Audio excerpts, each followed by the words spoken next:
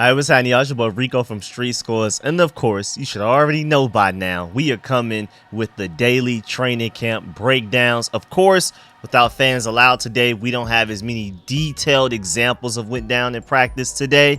We still have a lot, and we have enough to talk about literally every position group today, but it's just not as many as when the fans are able to go, because I'm able to get a lot of information from y'all as well when y'all are going. So today we have a lot of great details, especially like some injury updates and how specifically the wide receiver room is looking, as far as a bunch of people fighting for those last two spots, a whole bunch of stuff. So y'all already know how this goes. This is the day 10 of the 2023 Washington Commanders training camp breakdown. Already uploaded as many clips as I could get my hands on for what happened in practice earlier today.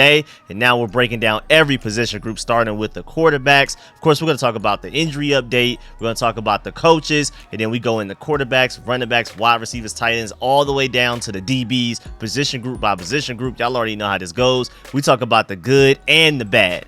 I mean, if something good is happening, typically there's a victim of that good play that happened. So we're going to talk about both sides, who had a good play and who had the bad play on that play, or it could be a mix of both. It could be multiple people. So before we dive into all of that, make sure you stiff arm the like button, stiff arm the subscription button, and stiff arm the bell next to that subscription button so you get notification each and every time I release these informative and opinionated videos just like this one. Make sure y'all stay tuned for all of the daily training camp updates and all of that type of stuff. Whoa, the Eagles are signing Miles Jack and Zach Cunningham.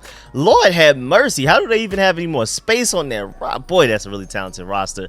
It's all about guys staying healthy though. But either way, went on a tangent, got distracted, just happened to pop up on my phone just now. But make sure y'all stay tuned for all of these daily training camp videos and stuff. Y'all already see I'm posting like 3 or 4 videos every day, if not even more than that. I'm still working on the rookie film sessions and all of that, so make sure y'all stay tuned. Without further ado, man, let's get it. You tell your family you're gonna be a commander.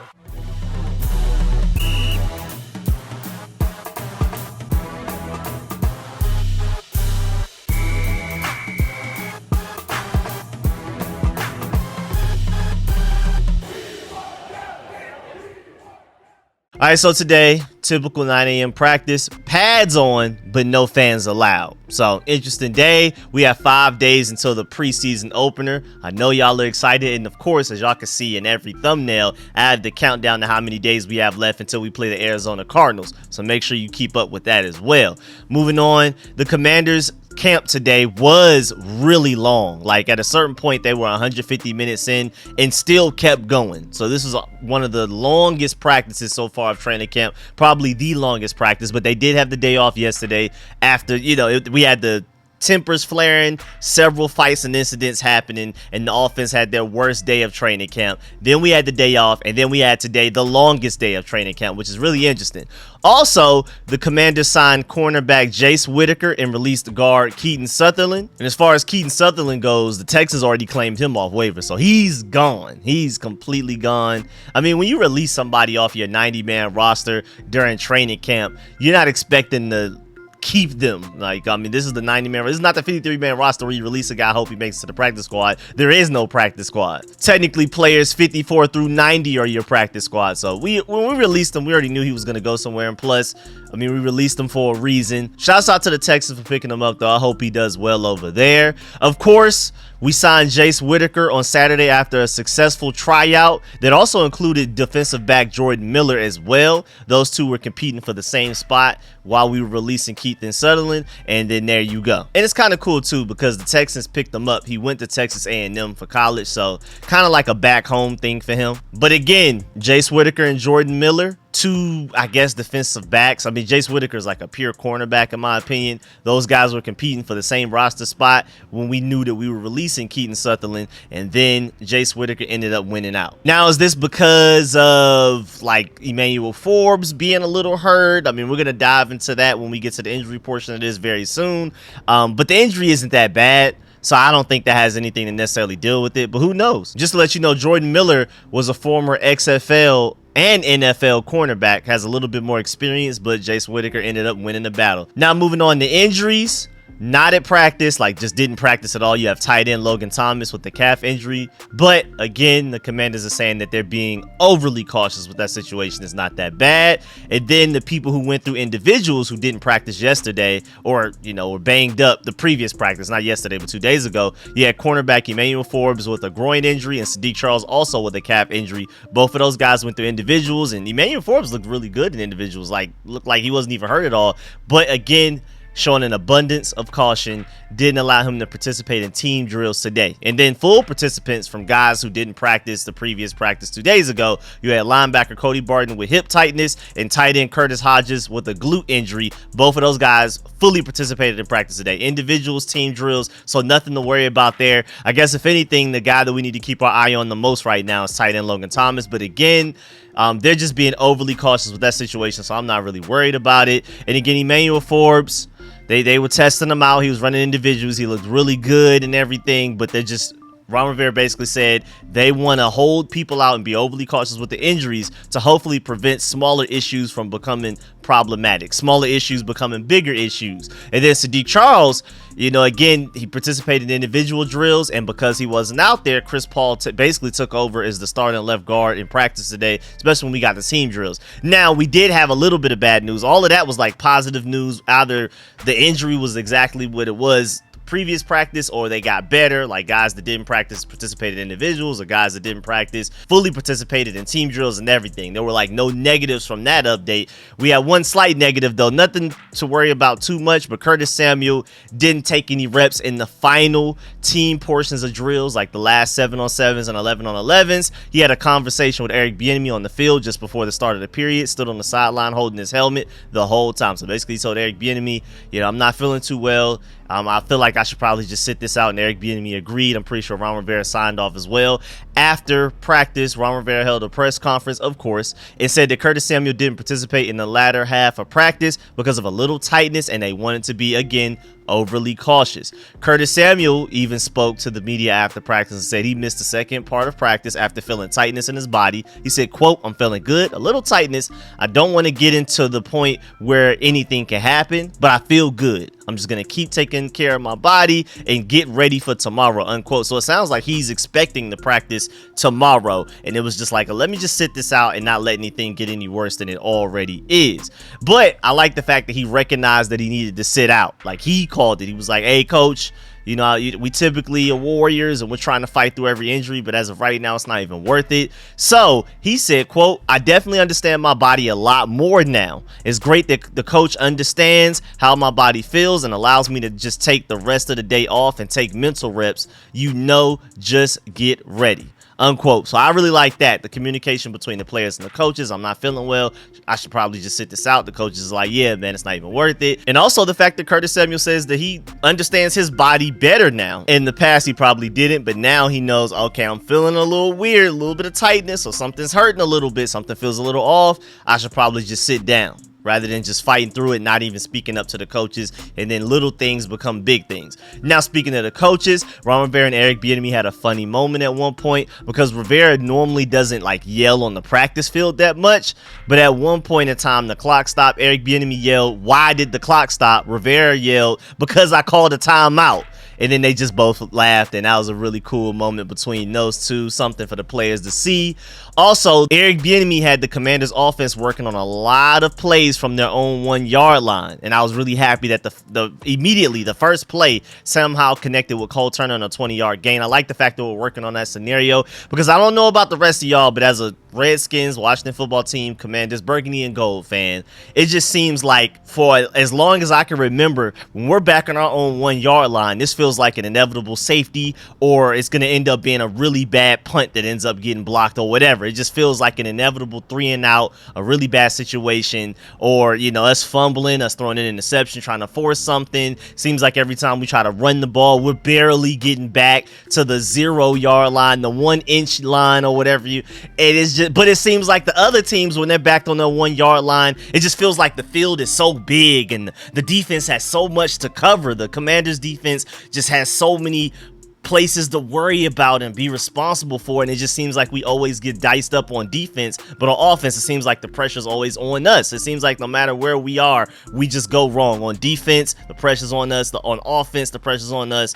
I don't get it, and I'm really happy that Eric Bieniemy and the Commanders are really focusing in on that. Like, they took time today as a unit to really work on the fact that, hey man, we got to figure out this when we're in these situations, we're backed up in our own end zone. What do we do? How do we get out of that situation? And the fact that against arguably the best defense in football right now, I'm assuming that we probably will be, at the very least, hope will be, and I feel like it's a realistic hope. Against that defense, the first play, we were able to get it 20 yards to Cole Turner. And shouts out to Cole Turner for being a recipient of that catch as well. That's a big play from him. Rivera also said that after practice today, that it was much better than Friday's practice, and was pleased how many situational drills that we're going through today. Speaking of us starting on our own 1 yard line, we ran some 2-minute offense stuff, a whole bunch of stuff. Eric Bieniemy was not playing. Like, we're getting into situational football already. You should already know the playbook. Now it's time to move to situational football. What do you do in certain scenarios, type of stuff like that. He also complimented how the offensive line looked today, which is really good, a big improvement.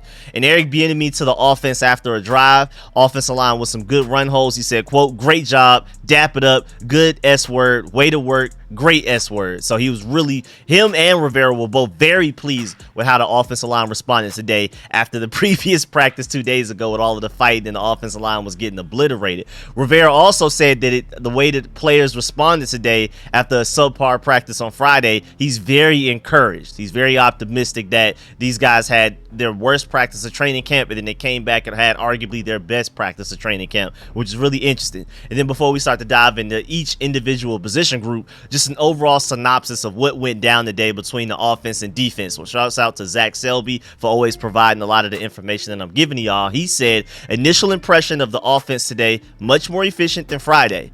And that rhymed. I don't know. That kind of felt like a poem. I don't know. Receivers getting open. And the offensive line has looked better in the run game. Leno and Paul moving well on pull blocks and in open practice. I'm telling you, bro, that left side of the offensive line is starting to sound like it's getting a little bit better. And then also, tight end John Bates echoed where Curtis Samuel said about the offensive's timing improving. Quote, "The timing is getting there. Everyone is getting on the same page. Things are flowing. We're really excited," unquote. So everybody's noticing. Several players have said it. Ron Rivera and Eric Bieniemy have even acknowledged it, that the offense is starting to get on page better, just a little bit by bit.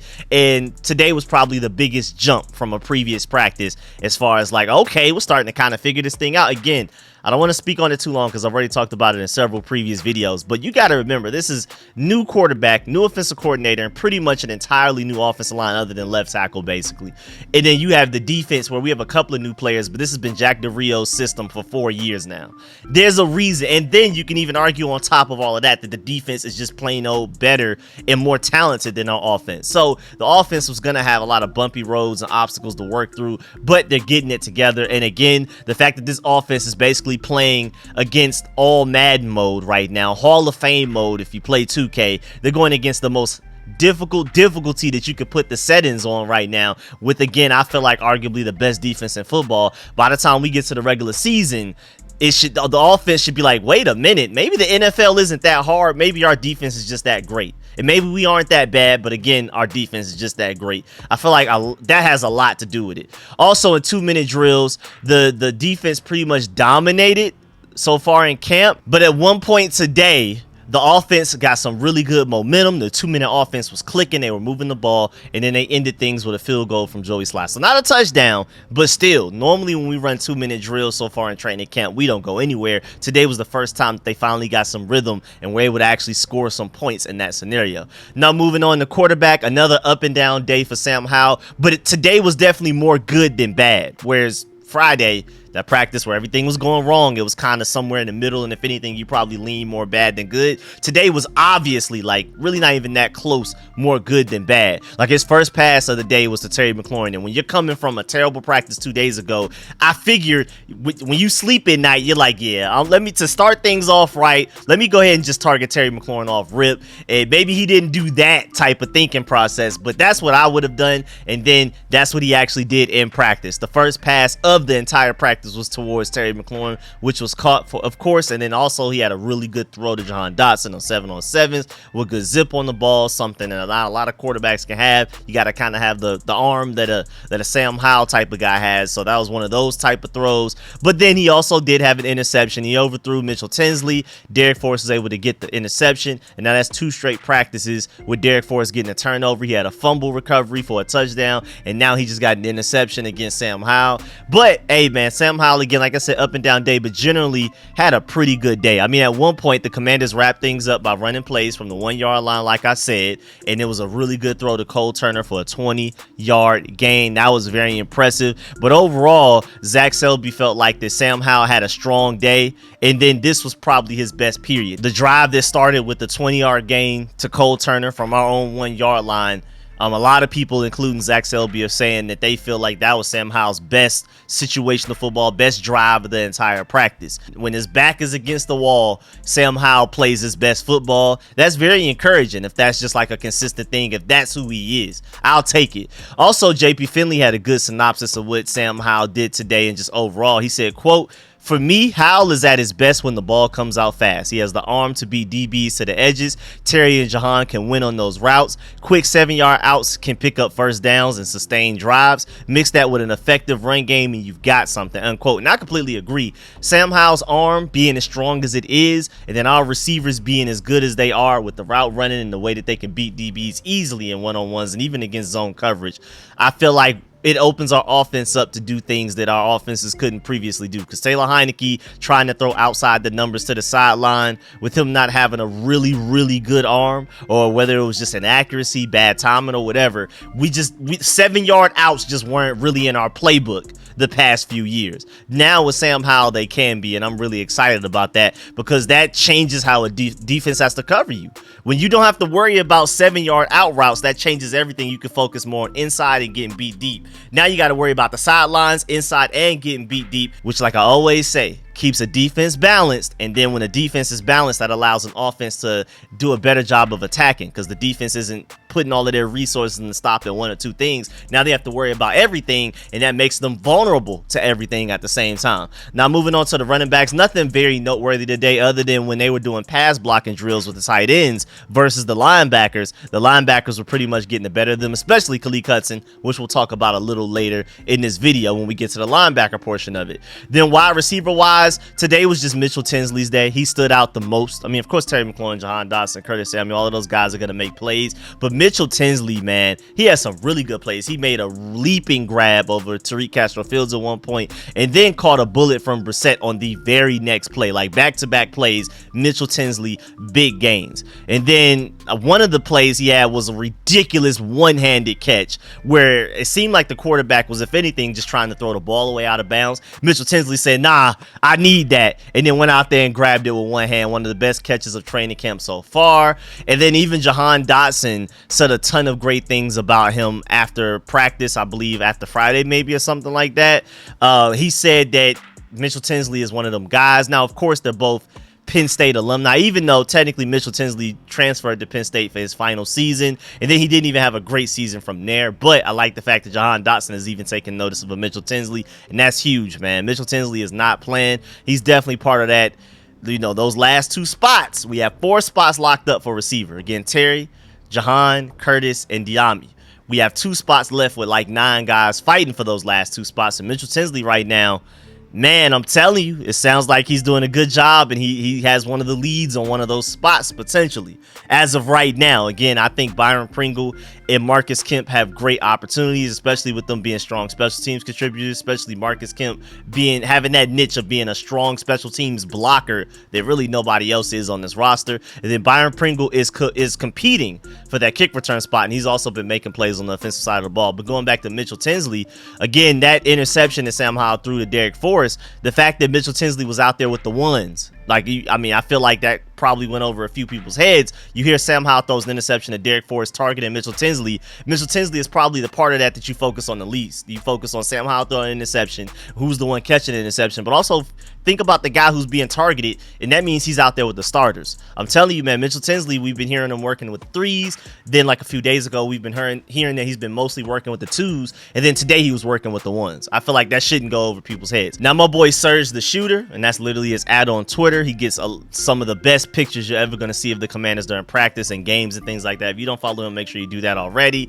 He said Kaz will need a tremendous preseason if he wants to make the 53, because as of right now, it's looking like Dax Milne and Mitchell Tinsley are the other two receivers right now. If we had to pick right now, if we had to say tonight, we're finalizing the 53-man roster, which we won't do for another few weeks, but just in scenario tonight, we had to finalize it. Looks like Mitchell Tinsley and Dax Milne are probably getting that last spot, but Byron Pringle is also in the mix of it, according to our boy Surge the Shooter. And then my boy Mason Kinahan, again, who provides a lot of intel for what's going on in practices and things like that, and is the guy that's uploading a lot of clips from practice. So make sure you go follow my boy Mason Kinahan on Twitter as well. He said, from what the beat reporters are saying, plus what I've seen during the open practices when fans can go, here's how I would rank everyone fighting for the wide receiver 6 spot right now. Well, wide receiver 5 and 6, we'll say. And then he has Dax Milne number 1, Mitchell Tinsley number 2, Kazmir Allen number 3, Bryson Tremaine number 4, Marcus Kemp number 5, Kyrick McGowan number 6, Zion Bowens number 7, and Jalen Sample number 8. Now, he emphasized wide receiver 6, so that means he's already given that wide receiver 5 spot to somebody. And out of all of those names, the only one I don't see mentioned is Byron Pringle. So maybe he has Byron Pringle as number 5, and then the guys fighting for that 6th spot, and then he has Dax Milne, Mitchell Tinsley, and Kazmir Allen also as the top 3. And then my boy Bryson Tremaine, who I've been trying to tell y'all about, is number 4, and then Marcus Kemp is number 5, which is really interesting. That's a really interesting ranking right now.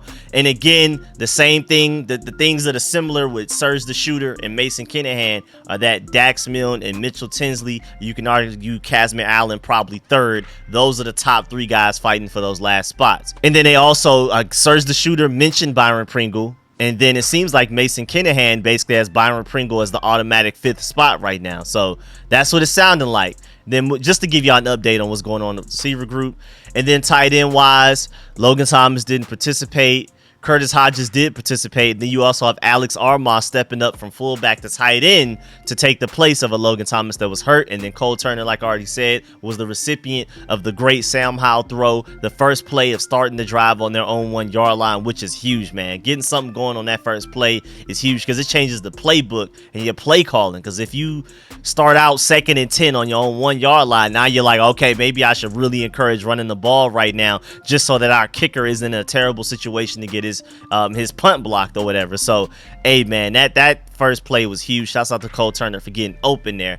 But Rivera also said that he likes the tight end position and how they've progressed during training camp. Of course, a lot of us felt like we didn't address the tight end position enough in the offseason, but Ron Rivera said that he's liking what he's seeing. And he also mentioned that fullback Alex Armah, who's from Atlanta, that's why I'm always rooting for him, has the skill set to play tight end at some point. So Rivera is basically saying maybe he's not there yet, but at some point he could become a full-blown tight end, not just this fullback tight end hybrid type of guy. And then offensive line, like I already mentioned, the offensive line looked way better today than in previous practices, probably their best day overall. And then also in 11-on-11 works, Paul was running with the first team and pretty much all throughout practice. Sadiq Charles only worked through individual drills. He did not work with the team. So Chris Paul took over as your starting guard, and he's pretty much been that for the past few practices. And then like I spoke on earlier when Zach Selby was breaking down the offense compared to the defense, he said that the offensive line was doing really well in the run game. And he also mentioned that Charles Leno and Chris Paul were moving very well on pull blocks and in open space. And it sounded like that left side of the offensive line is starting to get that chemistry going. Sadiq Charles, it sucks, but when you get hurt and another guy steps in and everything just looks so smooth and you just don't want to fix what's not broken, sounds like Chris Paul is just starting left guard as of right now moving forward. I think even if Sadiq Charles were fully healthy right now, Chris Paul is probably a starting left guard, because suddenly when Chris Paul becomes your starting left guard, everything is working so smoothly. And I've already talked about how in that Cowboys game last year, the final game of the season, Chris Paul got his first start as a 7th round pick. It looked like he belonged and looked like a starting left guard for this franchise. And so I was even surprised that Sadiq Charles got the first look at starting left guard entering the offseason, especially with them always being hurt. Now he's hurt again. Chris Paul is taking advantage of it, and it looks like that's just starting left guard moving forward. Will probably more than likely will be that entering the preseason, and I feel like it will also more than likely be that entering the regular season. He'll probably hold on to it. I don't think he'll lose that spot. Chris Paul is a really good guard for us. We got a steal in the 7th round, and then he's one of those guys that's like a high ceiling guy that came kind of raw. So if he's already ready to start at left guard, and then he's one of those high ceiling guys with crazy athleticism, again, him and Charles Leno are moving very well when they're pulling and moving well out in space, which is something that our offensive linemen just didn't really do a good job of last year. That's going to be a huge improvement from the offensive line alone. Like, that's going to affect the screen game. That's going to affect the run game, everything. Our offensive line being able to move out in space and get to the second level to those linebackers and DBs and get the blocks they need to. And Chris Paul, with that athleticism, man, he can do it so easily. Telling you, man, this offensive line is definitely improving. It may not be there just yet, but there's definitely some improvement. And then also Rivera said after practice, again, like I mentioned earlier, that the offensive line looked really good. The offense in general looked better through situational drills and things like that. But most importantly, it starts with the offensive line. And the fact that they were able to block better today was huge, because that allowed us to get so much more done. Then defensive line wise, nothing really noteworthy, just everybody getting their lunch pail and going to work and doing what they typically do. But Chase Young had a really good play where he blew up a screen, and that was athleticism and also a very mentally aware play, a high IQ type of play. Completely blew up a screen. And then of course he was talking his trash and yelling no, no, no, and all of that. Basically, like, how could you even think that might work against a guy like me type of thing. Then moving on to linebacker, again, really the only notable thing, like I mentioned earlier when we were talking about the running backs, there was at a point in practice where the tight ends and running backs worked with the linebackers and safeties on pass blocking. And Khaleke Hudson was one of the easy standouts, one of the most impressive players from it. He blew past players like Cole Turner and Brian Robinson with his speed and quickness, and he won far more reps than he lost during the entire session. That man was balling out. Khaleke Hudson at one of them practices, man. I'm telling you, our linebacker group, as long as Jamin Davis doesn't have to go to jail, is actually going to be way more solid than a lot of people think. And I was one of the people that wanted us to sign a linebacker really bad in free agency or draft one in the draft pretty high. But it sounds like we may be solid with the 3 guys that we have as like a rotation of starters. And then we have some decent depth. We'll see how that goes. And then moving on to the DB group, getting Emmanuel Forbes. He participated in individuals, but he didn't participate in team drills, so that allowed Danny Johnson and Tariq Castro-Fields to get more reps. Danny Johnson was actually the first one to be subbed in, and he got an interception on Jacoby Brissett. So Danny Johnson moved up the depth chart and got an interception immediately. So shouts out to him for taking advantage of the opportunity that he has. You know, he's Mr. November and December, but before then he looks terrible. Like, why is this guy even potentially making the team? He was out there getting beat by 3rd string, maybe even 4th string Ravens wide receivers in the preseason last year. But then he's the same guy that comes in and steps in and starts in the slot for us and almost carries our defense, it looks like at times, in November and December. He's such a weird guy. I still don't get it. I don't know if he's just being lazy in the beginning of the season and the off season, whatever, but I'm glad that he's making plays early, because now it sounds like he won't be missing November and December. Now it sounds like he'll be Mr. All Season, thank goodness. Also, of course, the defense had 2 turnovers today. You had Derek Forrest with an interception and Danny Johnson also with an interception. So, hey, man, the DB group was putting in work today. And speaking of Derek Forrest, we already talked about him when we talked about the interception during the Sam Howell portion of this video. But, man, I'm telling you, he just always seems to be around the ball, like I said in the previous training camp breakdown. I don't know if it's luck, I don't know if it's skill, or if it's a combination of both, but he just always seems to be around the ball. We saw it last year during the regular season. Whenever there are opportunities to be made, he just always seems to be the guy that's there to catch a random ball being batted up, to catch the interception, or a fumble. He's right there to recover it. It's so random, but I appreciate it, man. Also, Percy Butler, I'm really happy to hear his confidence in his press conference after the practice today. He's added that the offense has slowed down in terms of his comprehension.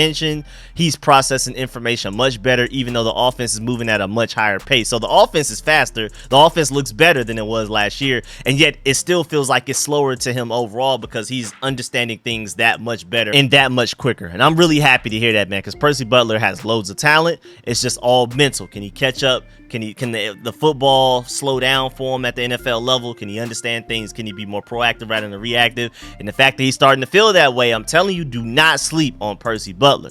And then lastly, before we get up out of here, we're going to talk about some special teams and also some random quotes from Rivera and others that are really interesting. I felt like it was worth noting. Special teams wise, Joey Sly has been the most consistent kicker in camp so far, because like Michael Badgley tried a 50-ish yarder and of course it came up short. I told y'all that when we first signed him, that's not what he does. He's more consistent when it comes to extra points, but Joey Sly easily has the better leg. I mean, it's basically like comparing Sam Howell to Jacoby Brissett. Jacoby Brissett's more consistent, but Sam Howell has the higher ceiling. That's literally Joey Sly versus Michael Badgley. Joey Sly and Sam Howell do things that Michael Badgley and Jacoby Brissett just simply cannot do on their best day. But at the same time, Michael Badgley is the more automatic guy when it comes to extra points, literally 100% for his career so far, and Joey Sly tends to miss extra points randomly. But then at the same time, just like Sam Howell and Jacoby Brissett, Sam Howell's going to make some throws that Jacoby Brissett could never even dream of making, and even like mobility-wise, using his legs can do things that Jacoby Brissett couldn't do. But at the same time, Jacoby Brissett is the more consistent guy when it comes to practice so far. So you just hope when it comes to Sam Howell and Joey Sly, they can become more consistent, because it's easier to take talent and make it more consistent than to try to bring talent out of somebody that doesn't just simply have it. You can't teach Sam Howell's arm strength. You can't teach Joey Sly's leg strength. So that's pretty much a good comp right there as to why you should be rooting for Joey Sly in the situation. I mean, maybe Joey Sly doesn't win it, but as of right now, I feel like that should be the guy that you're rooting for. Matthew Perez says that as of right now, Joey Sly is winning the competition and he's been more consistent. And if Joey Sly is being more consistent than Michael Badgley, then Michael Badgley literally has no reason of being here. So just to give y'all an update on that. And again, just to dive deeper, Sly and Badgley both hit from 40, but then when it was time to hit from 50s, Michael Badgley missed and then Joey Sly made his. And then so far, when it comes to extra points, there hasn't been a big gap between the two. So hey man, if Joey Sly can be consistent, he's going to win the job easily. And then lastly, with some random information, Ron Rivera said that he's excited to see the quarterback position and the defensive line the most when it comes to preseason games. He's excited to evaluate the entire team, but the quarterback position and the defensive line are the ones he's the most excited about. And honestly, I may be right there with him. I'm not gonna lie. And then also moving on, Percy Butler, as far as the preseason, he said, quote, "I get excited for every game because we finally get to hit somebody." And then that was a similar quote that came from John Bates in the press conference that he had after practice. He said, "We're excited to hit somebody else." And that was pretty much a running theme that players have been saying all day today, that everybody's just excited that, man, when we get to the preseason, we finally get to hit somebody else. All of that energy and fighting and tension and tempers flaring that we had in practice Friday, and it kind of continued a little bit today. There were no fights, but guys are still really angry and passionate and stuff like that. And everybody's just so excited about finally getting to let loose and let all of that pent up frustration and anger go towards a different team, because you want to protect your teammates, so you're not going to hit them as hard as you really want to. So now we finally get to do that in this upcoming preseason game again in 5 days, which I'm really excited about. And for those of y'all who may not know, we go against the Cleveland Browns on Friday, August 11th at 7:30 p.m. and I will be live streaming that as well. So make sure y'all stay tuned for that. We're going to live stream that literally like it's a regular season game and all of that. So stay tuned for that. And man, that's the end of this video. Please get in the comment section. Let me know how you feel about everything discussed in this video. Please leave a like in this video if you liked it, if you learned anything. As always, man, stiff arm that like button, stiff arm the subscription button, and stiff arm the bell next to it. And of course, get in the comment section. Let me know how you feel about everything I discussed in this video. Do you agree or disagree with any of my points? Were there any players or position groups that you felt like I should have talked about more? Anything you have any questions about, let me know. And of course, man, I appreciate all the support, man. Shouts out to all of my sponsors, especially my Pro Bowl sponsors, names you scrolling the screen right now. Make sure all of my sponsors, y'all stay tuned for these rookie film sessions coming out, because y'all are going to get the exclusive longer versions of the film sessions that's on the way. And man, without further ado, I'm gonna catch y'all later. Appreciate y'all. I'm out.